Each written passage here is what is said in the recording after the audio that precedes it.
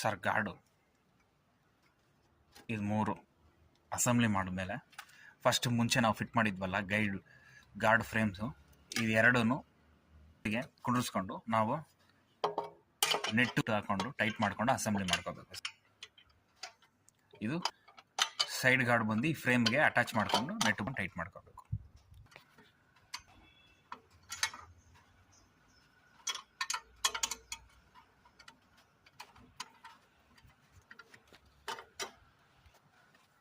ನೋಡಿ sir, assembly same ಇದೇ ಥರ ಈ ಕಡೆನೂ ಅಸೆಂಬ್ಲಿ ಮಾಡ್ಕೋಬೇಕು.